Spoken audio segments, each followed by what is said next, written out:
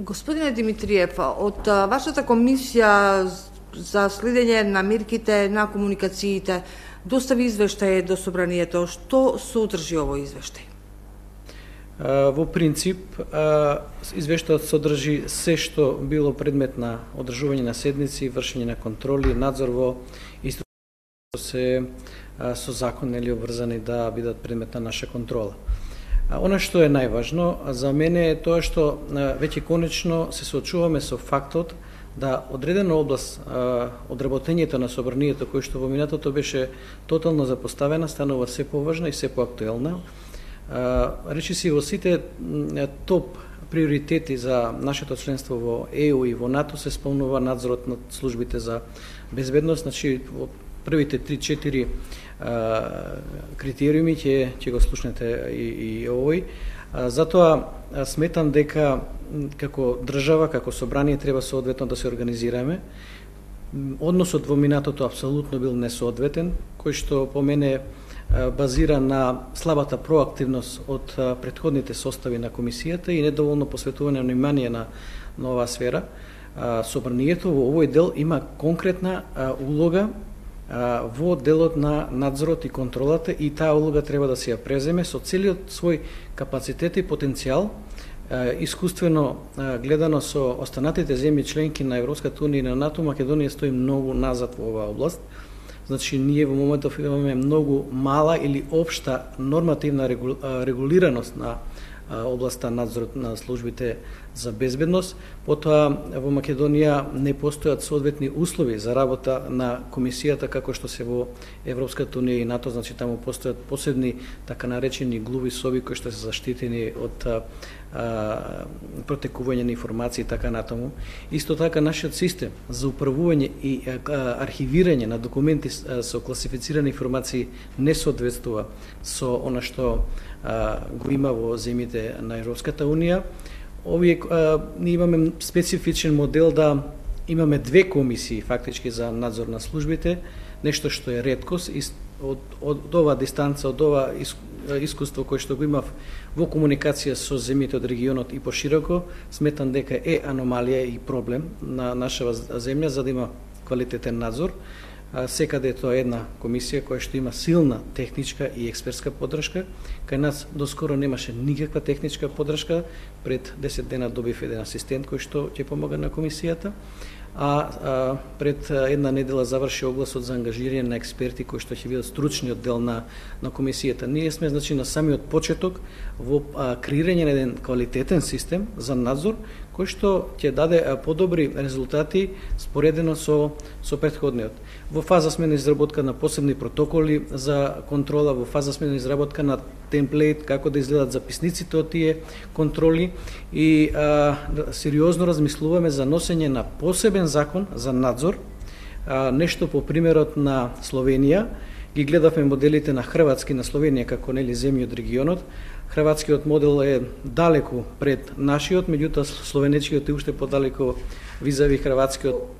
Потребно е измена во закон, потребно е измена во подзаконски акти, немало обезбедено финансиски средства, значи се обезбедија финансиски средства, ништо не се промени во законот и во подзаконските акти, го распишавме огласот и сега започнуваме еден процес на селекција да ги избереме тие 20 експерти. Значи, една година изгубивме во убедување дали нештото е основано и како на кој начин да го имплементираме. Секако Република Македонија е на еден начин под надзор, што работи на овие сфери кои што се важни за нашето членство ЕУ и НАТО и дека тоа нема да биде избегнато од извештаите кои што ќе ги добиваме последователно.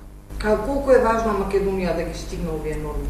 Апсолутно, значи јас ви кажав дека и во изјавите од високи НАТО представници и од изјавите на ЕУ представници надзорот е редовно во топ 3 теми кои што го кажува дека е неопходно да го воспоставиме онака како што е функционален во земјите од Европската унија и НАТО.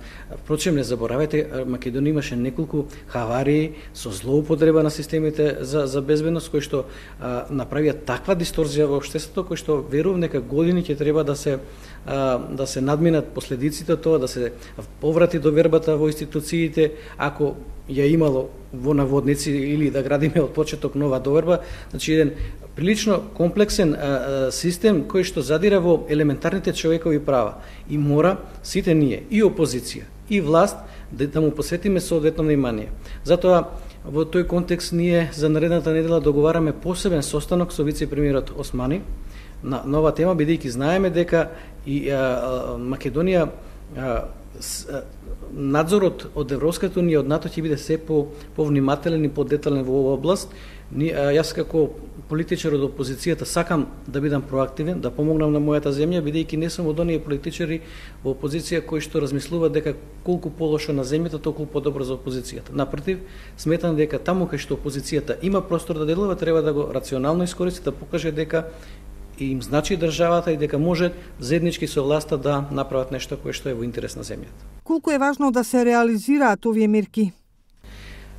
Имаме законска обврска да вршиме контрола во Управата за безбедност и контрразузнавање, во Оперативно-техничката агенција, во Финансиската полиција, во Царината. Значи, сите оние институции кои што за предмет на своето работење користат посебна истражна мерка, односно следење на комуникации. Следењето на комуникациите има еден цел пат од правен аспект, од барање од обвинител, па издавање судска наредба, да, па обработување на податоците. Значи, тоа е еден широк спектар на активности во кои се вклучени неколку институции и со голема веројатност, ако се сака да се злоупотреби системот, и парламентарниот надзор е тука за да врши контрола дали во сите тие карики во извршувањето на посебната истражна мерка е запазен законот и е спроведена онака како што треба, бидејќи во многу случаи посебната истражна мерка може да покаже дека одредено лице кое што било предмет на посебна истражна мерка е невино и сте биле во ситуација да слушате негови разговори. Вака мисля не може да функционира. Работите? Значи, ви кажав, ние сега работиме на нормативата, правиме. Ама реално на терен не сте или? Не, одиме. Значи, ние имавме неколку контроли во Оперативно-техничката агенција. За прв пат овој состав на комисија отиде во јавното обвинителство, за прв пат овој состав отиде во Финансиската полиција, за прв пат сега во петок е најавена контрола во Царинската управа. Значи, 30 на години наназад, ниту еден состав претходен на комисија не извршил надзор во овие институции кои што се предмет на контрола на самата комисија. Меѓутоа, и покрај тоа, ние не сакаме тие посети, тие надзори да бидат само статистичка операција, да ви наброиме до сега имаме 5, 10, 15. Битен е квалитетот на тие контроли. Затоа како да кажем, се наоружуваме со технички експерти, со квалитетни софтвер програмери, електрофорензичари, кои што покрај она што можеме ние како политичари со нашите бекграунди, со нашите профили да го видиме, можат да разговараат на рамно, на исто ниво со експертите кои што се во ОТА, кои што се во УБК, кои што, како да кажам, тој е основна задача и тој е предмет на работа. Која ќе почнете да действувате онака како што вие сакате, како што ви концентрирате? Моја проценка е, сега имаме состанок со директорот на Управата за безбедност и контрразузнавање, ќе го договориме тој процес на селекција, бидејќи ќе ни треба поддршка од нивна страна и од Дирекцијата за безбедност на класифицирани информации. Ние паралелно со тоа вршиме увид и надзор во институт. Ви кажав, во петок е закажан надзор во Финансиската полиција, наредната недела повторно одиме во Оперативно-техничката агенција да провериме работи кои што претходно не ги гледавме на претходната посета, така да ние и тековно вршиме надзор, меѓутоа надзорот со поддршка на експерти секако ќе биде многу по квалитет.